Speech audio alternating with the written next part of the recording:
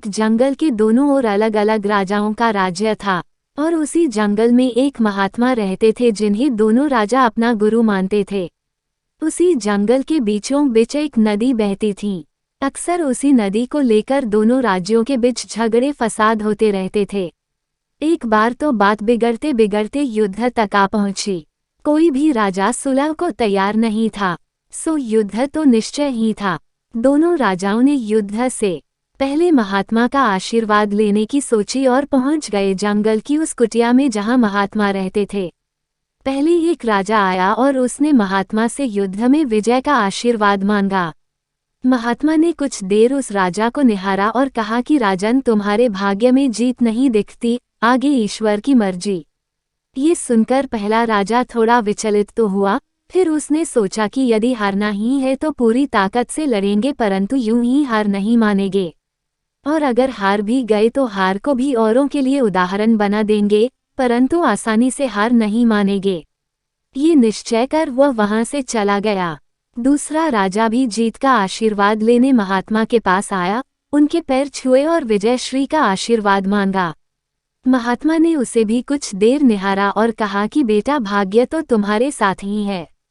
ये सुनकर राजा तो खुशी से भर गया और वापस जाकर निश्चिंत हो गया, जैसे कि उसने युद्ध तो जीत ही लिया हो।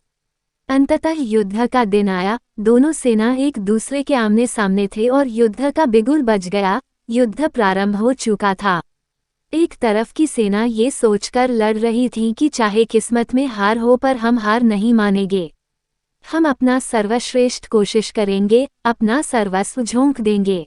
और वहीं दूसरी तरफ की सेना एक निश्चिंत मानसिकता के साथ लड़ रही थी कि जितना तो हमें ही है तो घबराना कैसा। लड़ते लड़ते दूसरी सेना के राजा के घोड़े के पैर का नाल भी निकल गया और घोड़ा लड़खड़ाने लगा, पर राजा ने ध्यान ही नहीं दिया, क्योंकि उसके दिमाग में एक ही बात चल रहा था कि जब जीत मेरे भाग्य में है ही फिर किस बात की चिंता। कुछ ही क्षण बाद दूसरे राजा का घोड़ा लड़खड़ा कर गिर गया, जिससे राजा भी जमीन पे गिर पड़ा और घायल हो गया और वह दुश्मनों के बीच गिर गया। पहले राजा के सैनिकों ने उसे बंधक बना ली एवं उसे अपने राजा को सौंप दिया। युद्ध का निर्णय हो चुका था। युद्ध का परिणाम बिल्कुल महात्मा के भविष्यवाणी के उलट था। निर्णय के बाद महात्मा भी वहां पहुंच गए। अब दोनों राजाओं को बड़ी जिज्ञासा थी कि आखिर भाग्य का लिखा बदल कैसे गया। दोनों ने महात्मा से प्रश्न किया कि गुरुवर, आखिर ये कैसे संभव हुआ। महात्मा ने मुस्कुराते हुए उत्तर दिया, राजन, भाग्य नहीं बदला, वो बिल्कुल अपने जगह सही है, पर तुम लोग बदल गए हो। उन्होंने विजेता राजा की ओर इशारा करते हुए कहा कि अब आपको ही देखो राजन, आपने संभावित हार के बारे में सुनकर दिन रात एक कर दिया।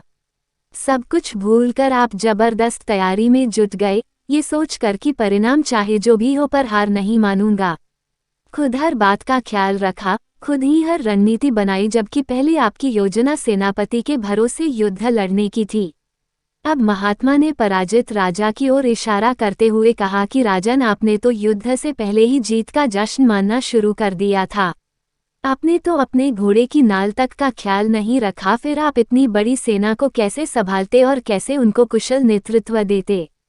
और हुआ वही जो होना लिखा था। भाग्य नहीं बदला, पर जिनके भाग्य में जो लिखा था उन्होंने ही अपना व्यक्तित्व बदल लिया, फिर बेचारा भाग्य क्या करता। दोस्तों, हमें इस कहानी से यह सीख मिलती है कि भाग्य उस लोहे की तरह वहीं खींचा चला जाता है जहां कर्म का चुंबक हो। हम भाग्य के अधीन नहीं हैं, हम तो स्वयं भाग्य के निर्माता हैं। ये सत्य है कि भाग्य भी उन लोगों का साथ देता है जो कर्म करते हैं। किसी खुरदरे पत्थर को चिकना बनाने के लिए हमें उसे रोज घिसना पड़ेगा। ऐसा ही जिंदगी में समझे, हम जिस भी क्षेत्र में हों, स्तर पर हों, हम अपना कर्म करते रहें बिना फल की चिंता किए। इस संसार में कर्म को मानने वाले लोग कहते हैं भाग्य कुछ नहीं होता, और भाग्यवादी लोग यानी जो सिर्फ भाग्य पे भरोसा करते हैं, वो कहते हैं किस्मत में जो कुछ लिखा होगा वही होकर रहेगा। अर्थात इंसान कर्म और भाग्य इन दो बिंदुओं की धुरी पर घूमता रहता है और एक दिन इस जग को अलविदा कहकर चला जाता है। अगर आपको कहानी पसंद आई हो तो प्लीज़ वीडियो को लाइक और चैनल को सब्सक्राइब जरूर करें।